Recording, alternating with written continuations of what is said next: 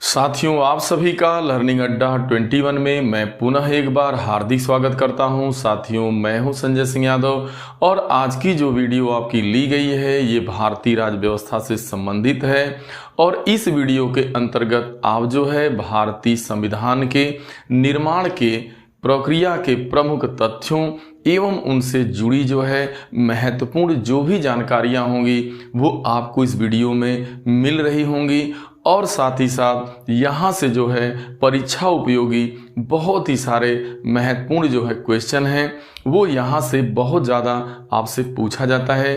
तो बने रहिएगा इस वीडियो में ताकि वो सभी जानकारियाँ आपको मिल सकें और भारतीय निर्माण की प्रक्रिया से संबंधित जो बातें हैं उसकी आपके एक दिमाग में समरी जो है बैठ पाए। तो चलिए भारतीय संविधान के निर्माण की हम लोग बात करेंगे, लेकिन यहाँ बात होती है कि जब जो है भारतीय जो आपका संविधान है तो भारतीय संविधान का निर्माण करने के लिए जो है एक संविधान सभा का गठन किया गया था। संविधान सभा का गठन होने के उपरांत जो है संविधान सभा की पहली बैठक का आयोजन जो है 9 दिसंबर 1946 ईस्वी को नई दिल्ली के जो है आपका जो है संविधान सभा संविधान भवन के अंदर जो है पहली बैठक का आयोजन किया जाता है, जिसे आज वर्तमान में जो है केंद्रीय यानी संसद के केंद्रीय भवन के नाम से जाना जाता है। यानी वर्तमान में वह जो संविधान आपका कक्ष था उसे जो है पार्लियामेंट के अंदर केंद्रीय कक्ष के नाम से आज भी जाना जाता है। तो 9 दिसंबर 1946 को जो है एक जो है अस्थायी अध्यक्ष के रूप में, देखिए ये पहली बैठक थी संविधान सभा की पहली बैठक जो है 9 दिसंबर 1946 को की जाती है, जिसमें जो है सच्चिदानंद सिन्हा को डॉक्टर सच्चिदानंद सिन्हा को जो है एक अस्थायी अध्यक्ष के रूप में चुना जाता है। और उसी दिन आप देखिएगा कि संविधान सभा के जो है एक उपाध्यक्ष का भी चयन होता है और उस उपाध्यक्ष का नाम था एच श्री मुखर्जी, यानी एच.सी. मुखर्जी को का भी संविधान सभा के उपाध्यक्ष के रूप में चयन किया जाता है। उसके जस्ट 2 दिन बाद यानी 11 दिसंबर 1946 को जो है संविधान सभा का एक अस्थायी अध्यक्ष चुने जाते हैं। डॉक्टर राजेंद्र प्रसाद को अस्थायी अध्यक्ष के रूप में चुना जाता है 11 दिसंबर को। ठीक उसके 2 दिन के बाद आप देखिए, हाँ एक चीज़ और ध्यान में देना है कि 11 दिसंबर 1946 को तो डॉक्टर राजेंद्र प्रसाद को संविधान सभा का अस्थायी अध्यक्ष चुना जाता है, लेकिन उसी दिन 11 दिसंबर 1946 को ही संविधान के संवैधानिक सलाहकार के रूप में बी.एन. राव को भी नियुक्त किया जाता है। यानी बी.एन. राव और जो है डॉक्टर राजेंद्र प्रसाद, इन दोनों लोगों को जो है 11 दिसंबर 1946 को ही नियुक्त किया गया था। ये ध्यान में बात रखने की है। बी.एन. राव को संविधान सभा का संवैधानिक सलाहकार कब जो है नियुक्त किया गया या चयनित किया गया, तो वो था 11 दिसंबर 1946। अब हम लोग देखते हैं आगे कि उसके ठीक जो है देखा जाए तो आपका 11 दिसंबर के बाद ठीक 2 दिन बाद 13 दिसंबर 1946 को यानी संविधान सभा की कार्रवाई, अगर देखा जाए तो संविधान सभा की पहली जो कार्रवाई थी वो कब शुरू होती है, तो संविधान सभा की जो पहली कार्रवाई है वो 13 दिसंबर 1946 को पंडित जवाहरलाल नेहरू द्वारा उद्देश्य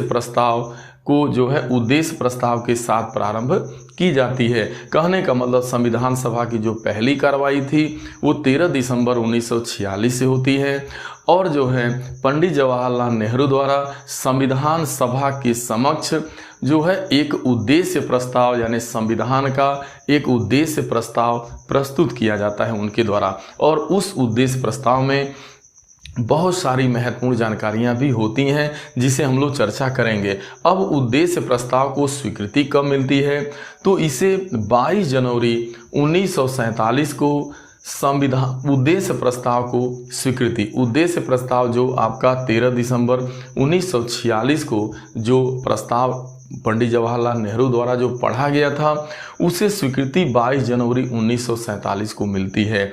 और इस प्रस्ताव में पंडित जवाहरलाल नेहरू द्वारा ये बातें जो है प्रस्ताव में बोली गई थी। वो क्या था कि भारत एक संपूर्ण प्रभुत्व संपन्न, देखिए भारत एक पूर्णतया स्वतंत्र संपूर्ण प्रभुत्व संपन्न गणराज्य होगा। वह अपने संविधान का निर्माण स्वयं करेगा और समस्त शक्तियों का केंद्र बिंदु जनता होगी। यानी इस उद्देश्य प्रस्ताव में ये बातें लिखी गई थी कि भारत एक बिल्कुल स्वतंत्र और जो है संप्रभुता संपन्न एक गणराज्य होगा और यह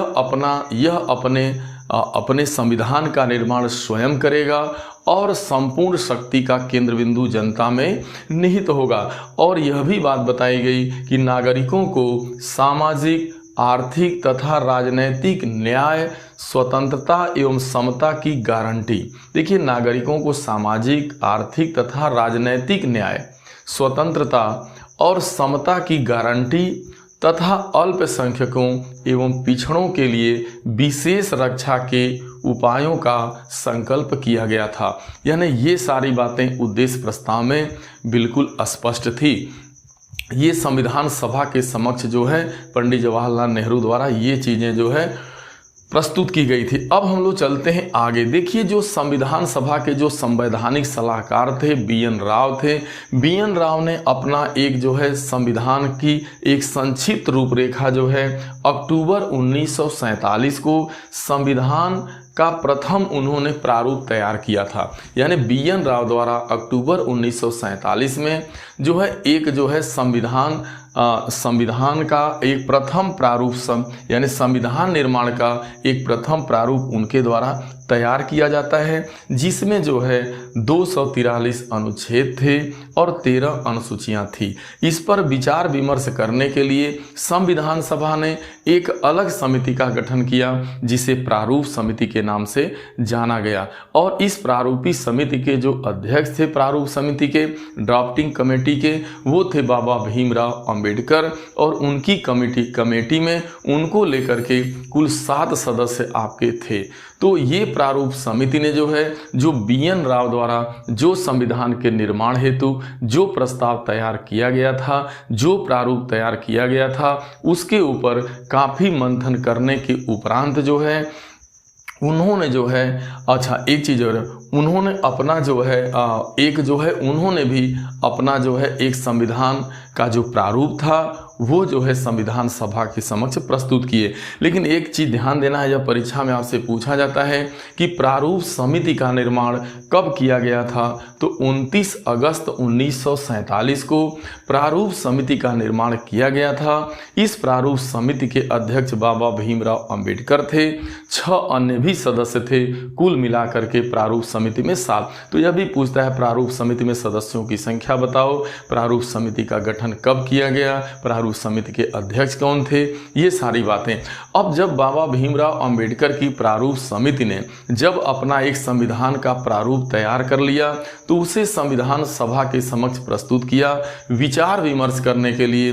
तो संविधान सभा द्वारा उनके द्वारा जो प्रारूप तैयार किया गया था संविधान के निर्माण का, उसके ऊपर जो है 3 बार वाचन कराता है। तो यह परीक्षा में पूछा जाता है कि संविधान निर्माण की प्रक्रिया में कितनी बार जो है वाचन यानी विचार विमर्श संविधान सभा द्वारा किया गया था। तो आप बताएंगे 3 बार। प्रथम वाचन जो था वो 4 नवंबर 1948 से लेकर 4 नवंबर 1948 से लेकर के 9 नवंबर 1948 तक चला।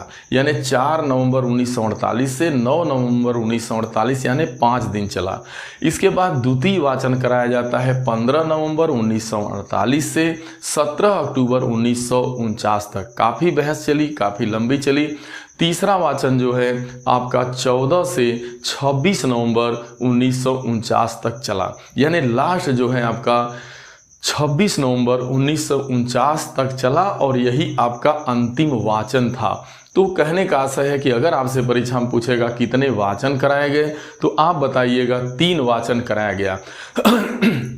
अब ध्यान में रखना है कि भीमराव अंबेडकर ने संविधान पारित करने का। अब देखिए बाबा, जब वाचन, अंतिम वाचन जब करा दिया गया तो उसी समय बाबा भीमराव अंबेडकर ने संविधान को पारित करने का एक प्रस्ताव रखा, जिसको जो है संविधान सभा ने 26 नवंबर 1949 को उसे पारित कर दिया।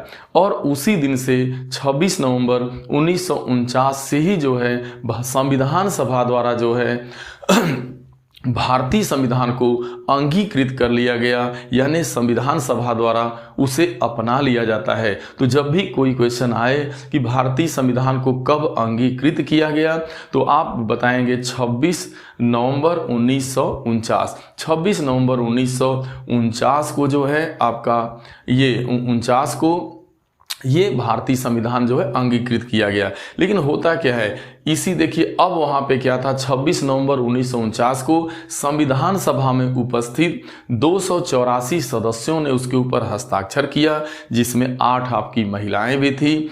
तो इसीलिए जो है 26 नवंबर को हम लोग विधि दिवस के रूप में भी मनाते हैं। यानी संविधान दिवस या विधि दिवस कब मनाया जाता है, तो वो आपका 26 नवंबर को मनाया जाता है।